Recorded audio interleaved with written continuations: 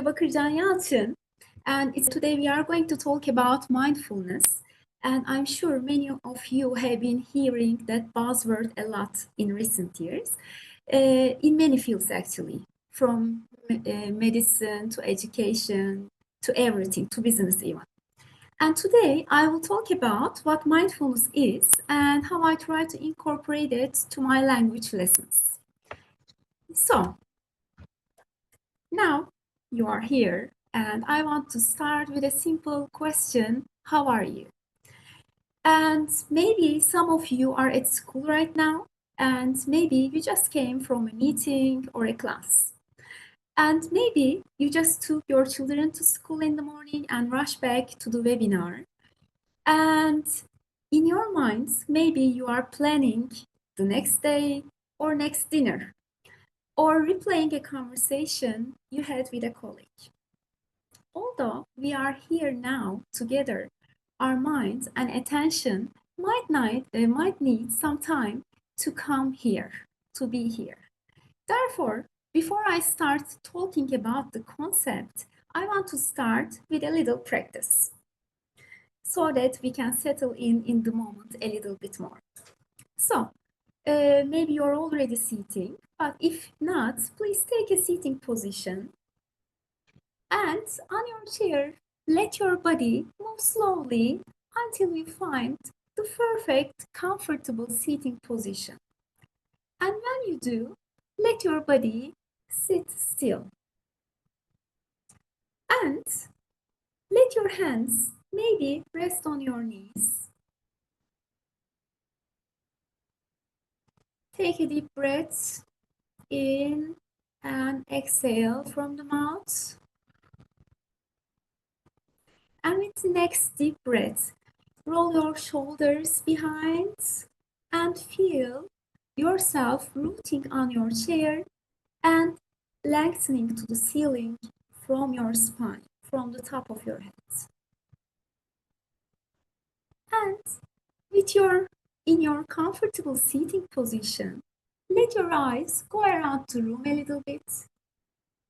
What do you see? Notice the objects, colors, lights, shadows around you. And when you finish, let your eyes and gaze come to the center. If you feel comfortable, slowly and softly you can close your eyes. And if not, you can just softly look ahead of you. Now, let yourself breathe naturally. Feel your body rooting on the chair. Feel your legs touching on the ground or maybe the chair.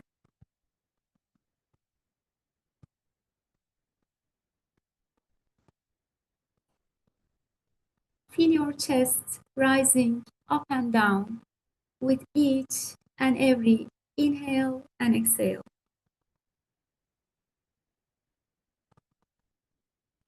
Notice the sounds in the room.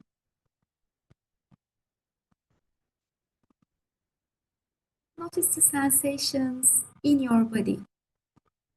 Maybe you feel the warmth of your hands on your knees. Maybe you feel the chair on your back. And if your mind wanders to the thoughts in your mind, bring your attention gently back to your breathing.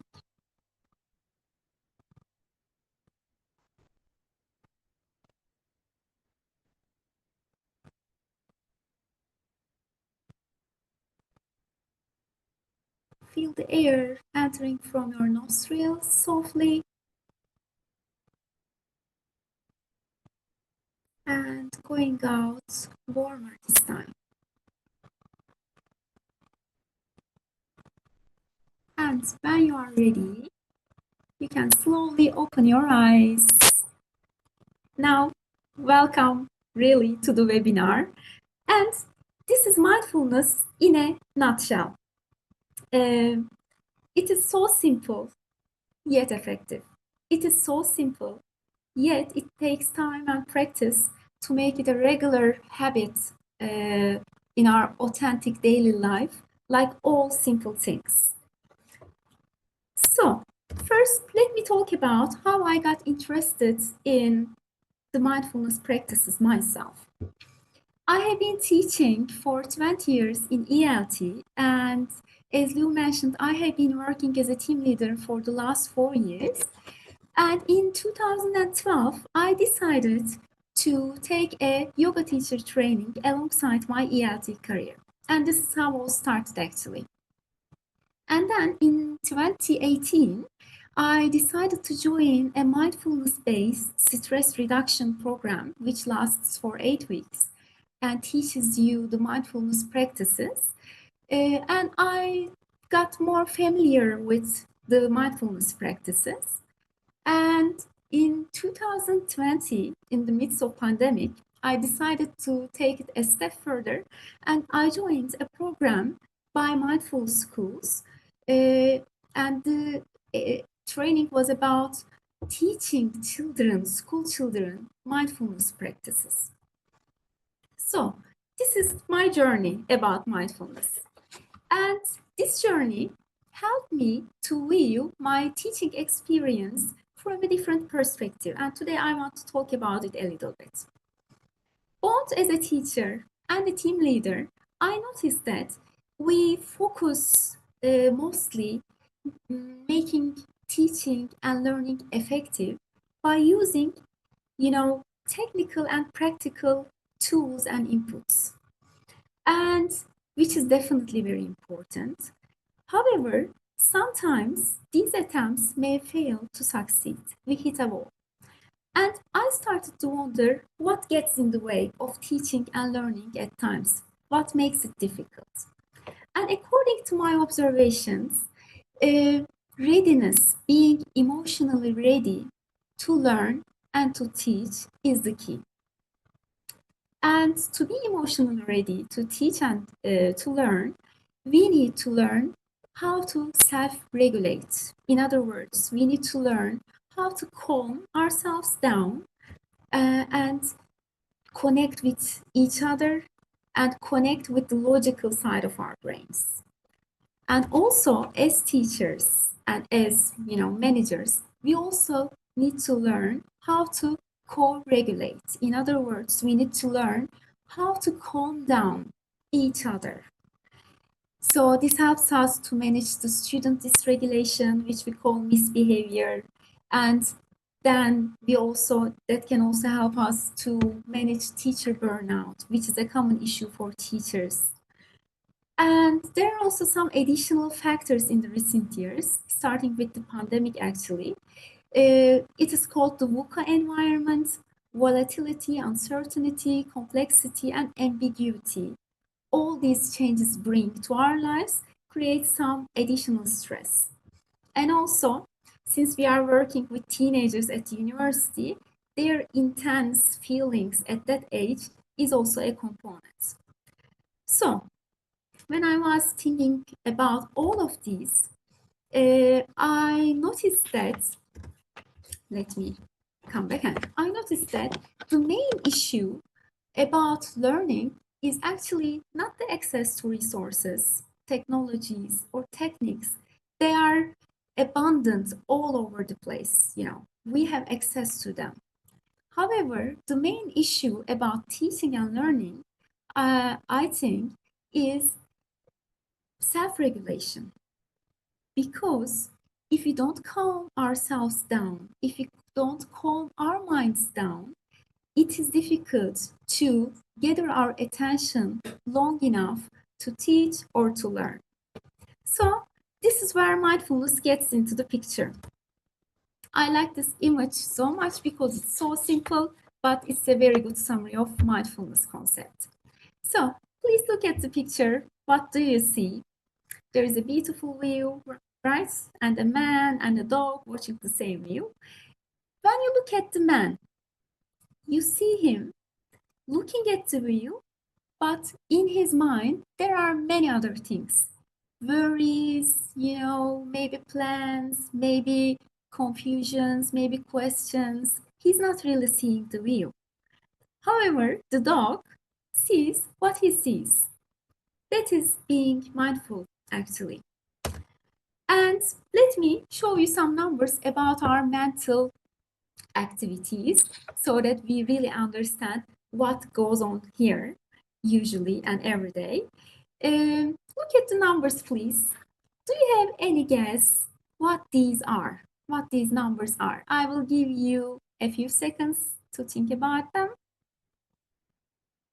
If you want, you can write in the chat box. Okay. Let me share what they are. So, every day we think about 100,000 thoughts a day, every day. And 80,000 of these thoughts are about ourselves. And 70,000 of them are negative thoughts. And 95% of these thoughts are repeating old same thoughts. So, as you see, there isn't much new place for fresh things to get in if we let our minds run the show. So, what happens if we let our minds run the show? Look at the picture, the cartoon, please. There is a girl trying to do a yoga pose, but there are a lot of thoughts on her mind, right? And most of them are negative. Do you remember the percentage? 70% of the thoughts are negative in our minds. Why? Are we crazy? No. That's actually an evolutionary strategy which tries to help us survive by noticing the negative things and help us to take precautions before they happen. In the past, it was really a gift because we needed to run away from the tigers, animals, and etc. However, in the modern world, the thoughts you see on the screen are not deadly. However, they create the same amount of scare and worry in us. So, if we let our minds run the show alone, like a child running a meeting, what happens? These happen. We focus on negative thoughts, we spend a lot of energy, we judge everything and everyone instantly, starting with ourselves. We are stuck in fight, flight, or freeze modes longer. We react to events instead of actively deciding on what to do. And we are unable to decide what to focus on intentionally. We are distracted. And in short, we live in autopilot. However, there is good news. Our brains can change. Literally, physically, our brains are able to change, and this is called neuroplasticity. And you can create new neural pathways physically in your brain by practicing. You can teach your brain to think in different ways. You can teach your brain new habits. And that's why mindfulness can be a good practice to guide our minds like a little child that we need to have, right? And I want to start with the basic definition. John Kabat-Zinn, a physician who brought the concept of mindfulness to Western world and who systemized it and made it into a structure so that you can use it to reduce stress, defines it like that. Mindfulness is paying attention on purpose to the present moment, non-judgmentally. So there are three key ingredients. Intention. You need to do it on purpose first. You need to focus on the present, bring your attention to here and now. And you need to do it non-judgmentally, because when you bring your attention to here and now and the thoughts on your mind, you will naturally see some negative thoughts because 70% of them are negative. You will see your negative habits. The important thing is you shouldn't judge, push, or pull yourself while observing.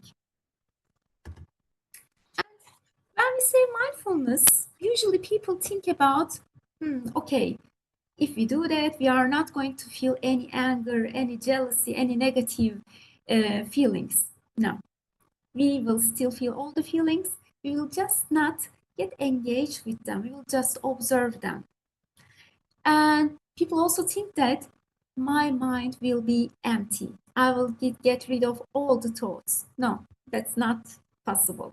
There will be still 100,000 thoughts in our minds daily, but we will learn not to follow each and every thought. We will learn not to get engaged with every thought, and we will learn that thoughts are just thoughts and they have the lifespan of 10 seconds if you don't put your attention on them. And it's not a relaxation technique. In the long run, it will bring relaxation, of course, but when you are doing the practices, sometimes you will feel negative feelings or you will feel stress.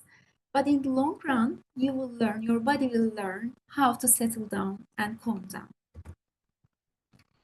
Benefits of mindfulness. If you do the practices of mindfulness, what happens? Your focus increases, your self-awareness increases, your sense of calm increases, and you manage the difficult emotions better. You have better connection with others because you are more open to social interaction. Your stress and anxiety decreases. You can control your impulse more easily, and you are open to learning new things. There is a way to learn how mindful you are. There are a lot of skills. You can find them online. The one that I favor most, because it's very practical, is the MAS survey, Mindful Attention Awareness Scale. It has 14 items, and I use it with students before I start integrating the activities I'm going to talk about in a minute. And I ask them to grade themselves from 1 to 5, and these are the statements. Please check them for yourselves.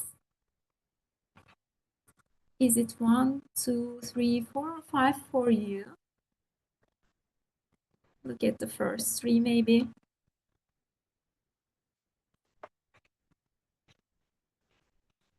Yeah. Do you see very common habits that you have? I do.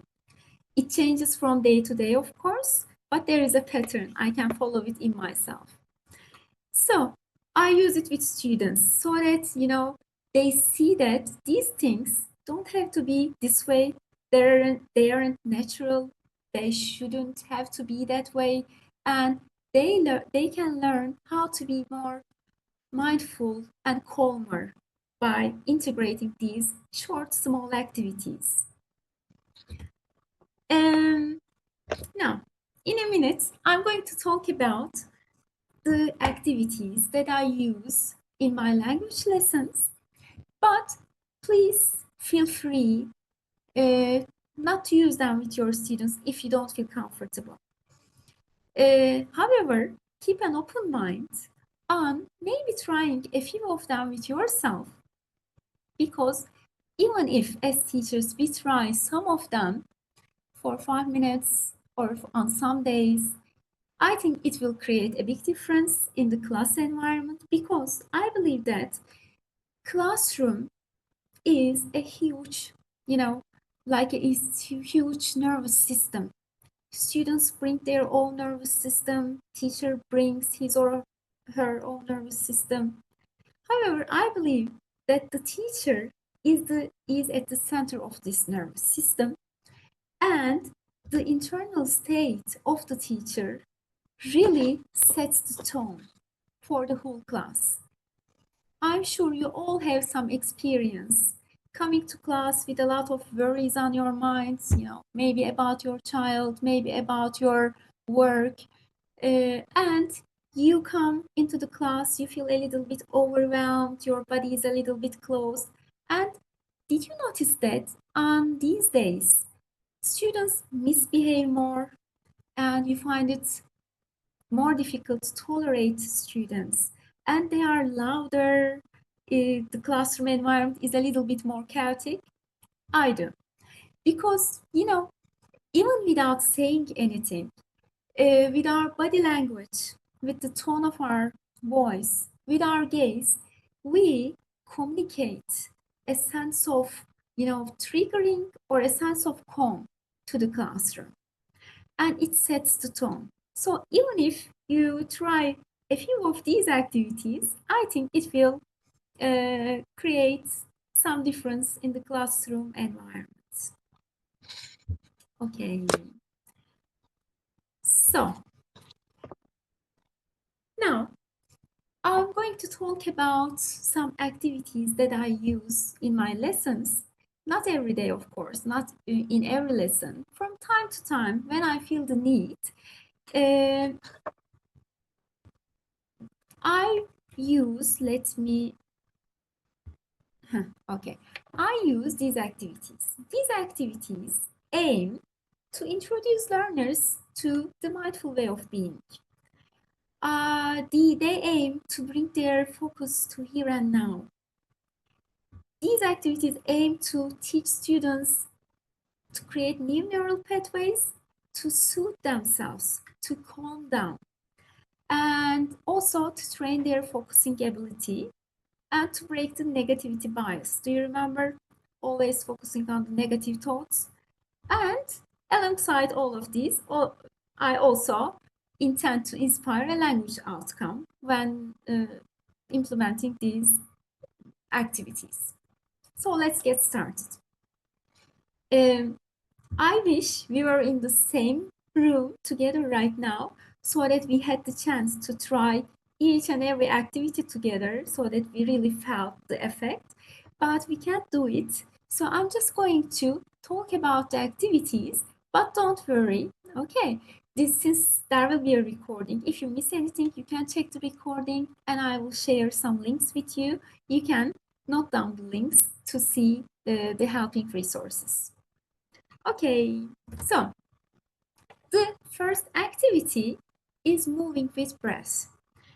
This is a very simple activity and I prefer to use this activity at the beginning of the last lesson or in the first lesson on a winter day when students come up all, sleepy and their body is closed, stiff. And I ask them to sit down or stand up and I choose very basic two movements. This is my to-go movement, for example. Raising the hands up and down,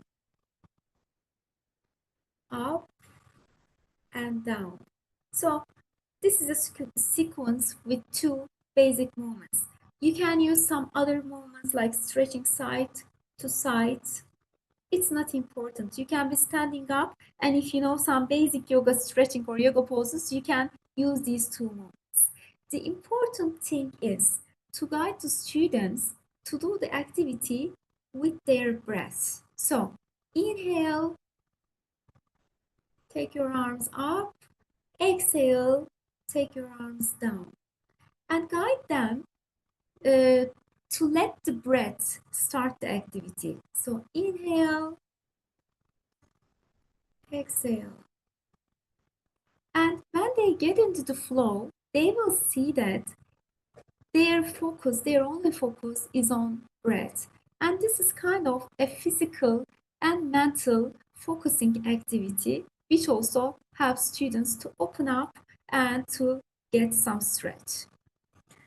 And the second activity is a mini meditation.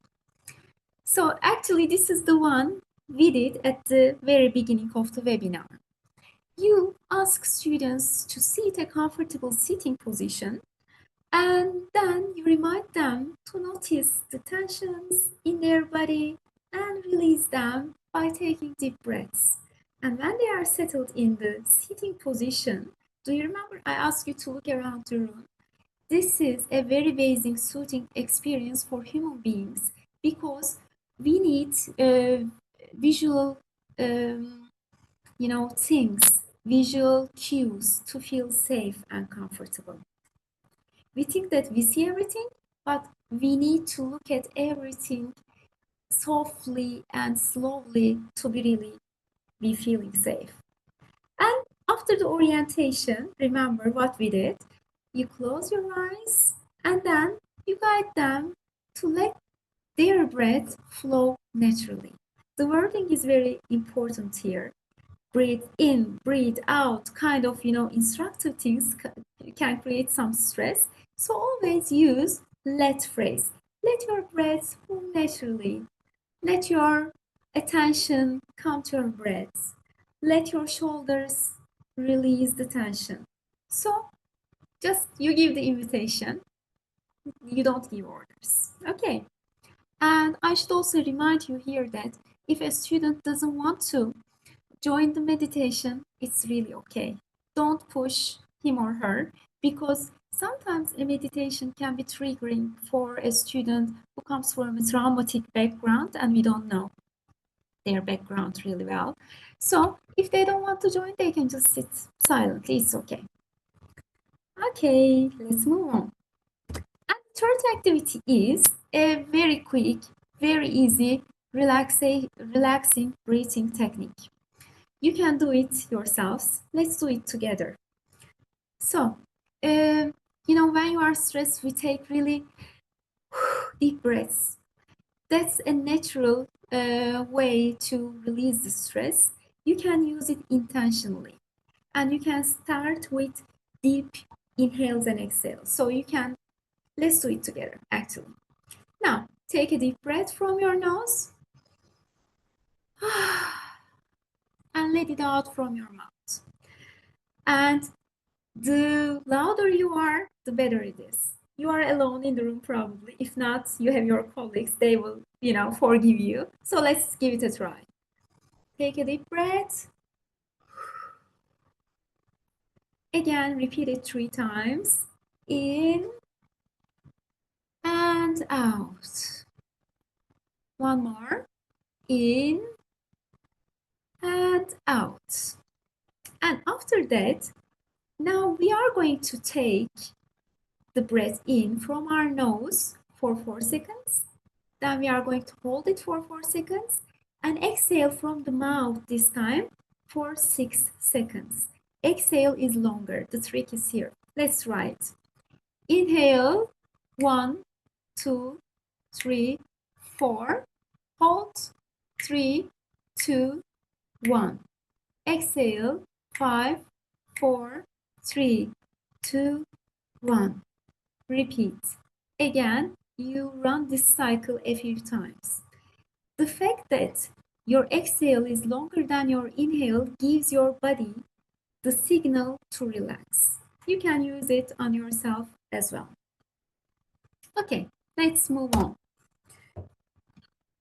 The next activity is about shaking the tension off. When you are tense, sometimes think about yourself running to, from the subway to the bus, being late to work or a meeting.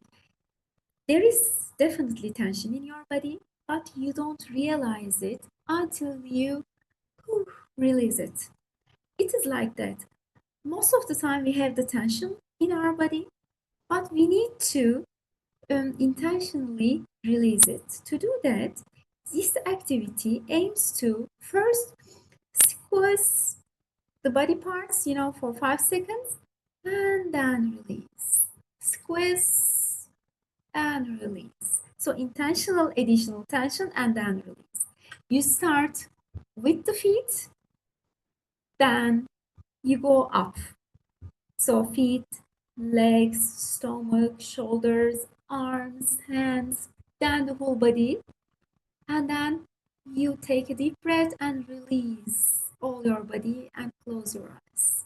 So that's also very relaxing. And if it's not enough, you can try shaking your whole body, which is also a very relaxing activity. You can, of course, do it with the music as well. Okay.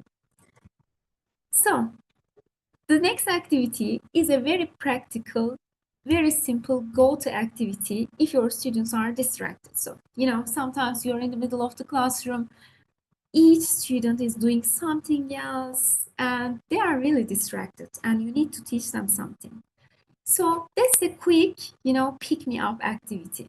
I stop the class. Okay, guys, take a piece of paper. Now, very quickly, write 5 things, or let's say 4 things you see around the room. The first 4 things you see, note them down. Write 3 things you can hear. And write 2 things you can smell. Write 1 thing you feel. It can be the warmth or the touch of the chair, anything. And that's really brings your attention to the moment and to your body very quickly. And then after this activity, okay, can I learn the things, let's see, you heard? You can check it very quickly and go on with your teaching activity. Okay, next activity here is mindful walking. This is kind of a meditation. If you had the chance to go through some of the statements in the survey, in the scale, mindfulness scale, you might have noticed that there was a statement like, I walk from a point to another point without even noticing where I passed through. That is very true for me at times. Sometimes I think that, did I walk through that corridor? I'm sure that happens to you too. So mindful walking aims to help us to walk real slow, small steps. And with each and every step, feeling the corners of our feet touch the ground, our arms, waving or moving alongside our body when we are walking, and noticing the patterns on the ground, seeing the things around ourselves. So you can try it in the classroom and you can make it into a game. You can make it like who will walk the slowest game without laughing? Who will walk the slowest without bumping into anybody? And then you can ask them and try it after the webinar in your room, and you will see that the body urges to walk really fast because we are so, used to rushing everywhere. We don't have time we feel that we don't have time to slow down. But slowing down helps our nervous system to deactivate. Okay. Next one is also a kind of meditation, but it's a fun one. Mindful eating. A lot of things are used in this activity, but the classical go-to food is raisin. You can give 1 raisin to each and every student, and you guide them to first look at it. What do you see? How does it look? Probably they have never looked at a raisin more than 1 second. Ask them to look at it for 5 seconds. And then ask them to touch it and hear the sound. Does it have a sound? And ask them to smell it. Does it smell? Does it have a certain distinctive smell or not? And then they start eating, but very slowly. So it should take like 15 seconds and even more to totally eat and, swallow it. And that activity also helps students' attention to go to a focus, which is the food here. It's just a tool actually. But it can help us to, be more mindful when we are eating something, because most of the time we are watching something when we are eating, or we are talking to someone. We are multitasking and we don't give our attention to the food. So the signals don't go to our brain.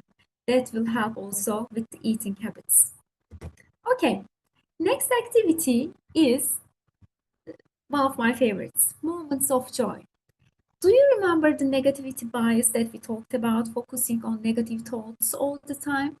So this activity aims students to focus on the, notice the positive things, not to focus on, but to notice the positive things in their day. So I ask students to take a deep breath and then close their eyes, and I ask them to replay the day in reverse, right back to the moment they woke up. And then I ask them to open their eyes and pair up with a friend. They tell their day, event by event, to their friends. And the friend who is listening listens very carefully and tries to notice the slight cues in the speaker to see which events made him or her happy, relaxed, surprised, so positive emotions. And then at the end, he gives feedback. So seeing your friend at the cafe made you happy. Seeing your, teacher on the road made you surprised. A happy surprise. It was a happy surprise. And they share it. Then they switch the roles. And the next activity is also like the raisin. It encourages you to focus on a very ordinary object. It can be a pebble, it can be a pencil. I like using tree leaves, especially in autumn for that. And I give each student one pebble or a leaf. And I ask them to observe the pebble or the leaf like a scientist, to look at each and every detail, to touch it, to smell it. So to notice the shapes, colors, spots, smells, and does it look like anything? And after that, they exchange their objects and they try to see the differences between these two objects. And in the end, you can ask them to write the, description or the differences between these two objects. Our only aim is to make them focus on something more than 1 second. So attention span is getting really shorter and shorter. We are trying to open that, range a little bit. And the next activity is also aims to also create some positive focus. It is called My Happy Place. It's kind of a meditation again. In the comfortable seating position, the student close their eyes and you ask them to imagine themselves in their happy place. Then, in that happy place, you ask them slowly to focus on their breath, natural flowing in their body.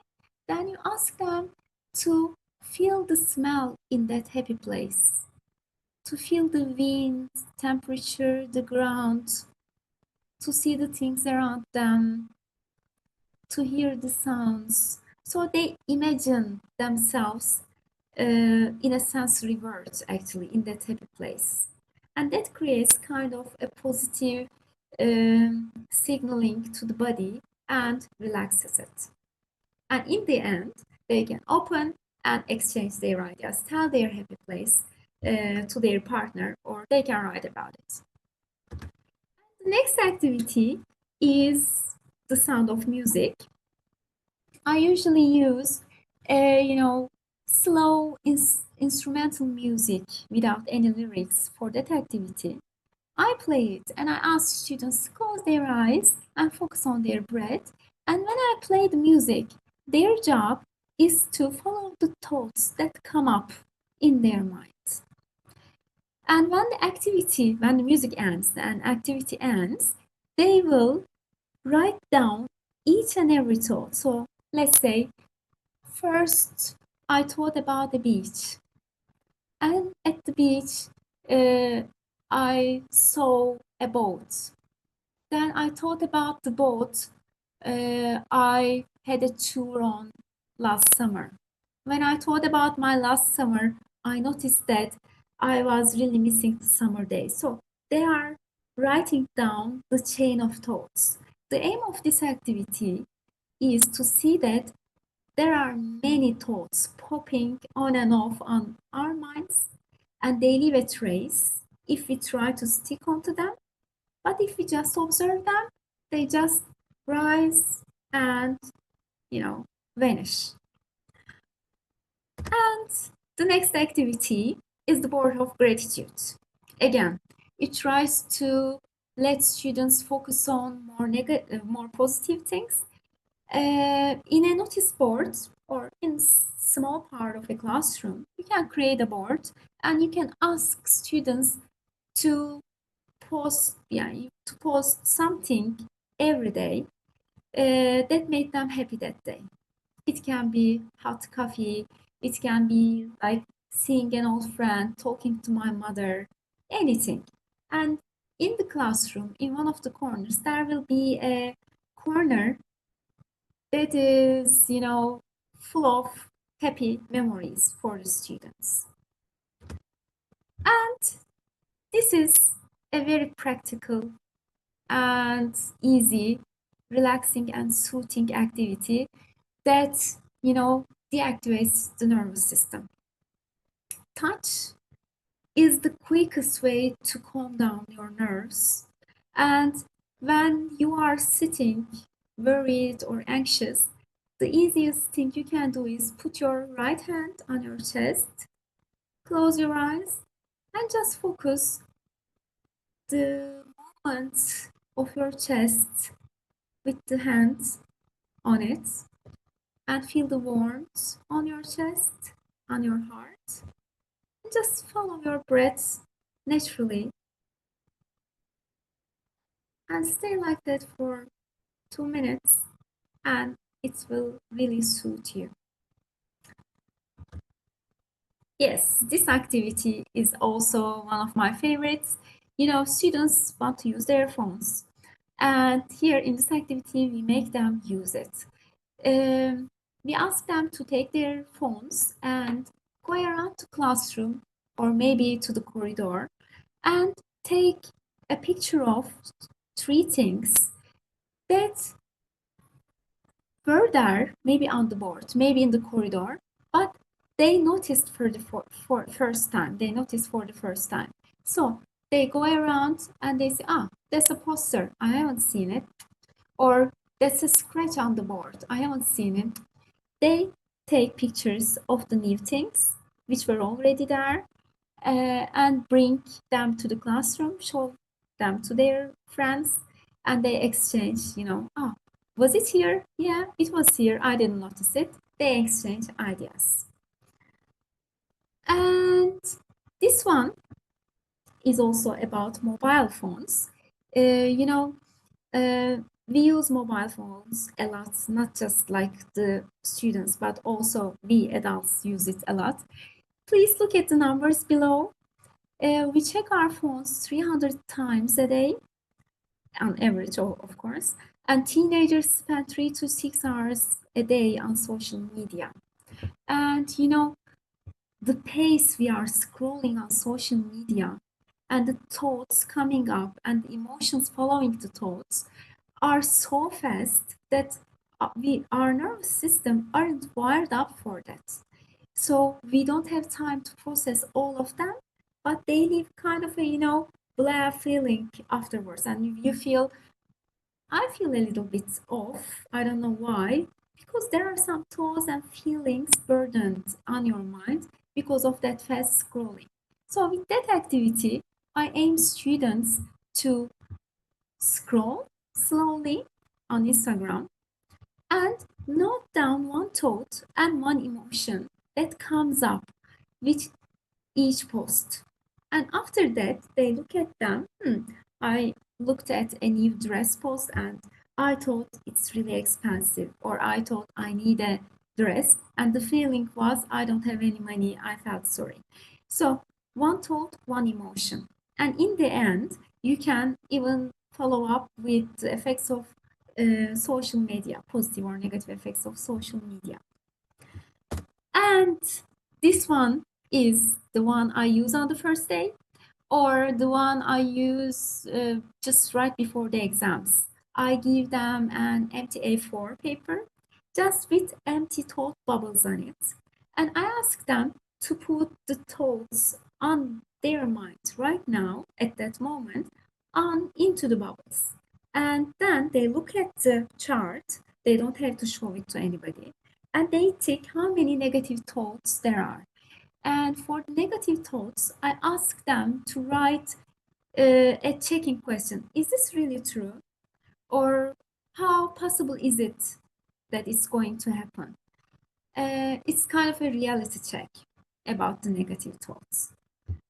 And the last activity is positive dialogues. We ask students to talk about global warming, sustainability, effects of social media and everything.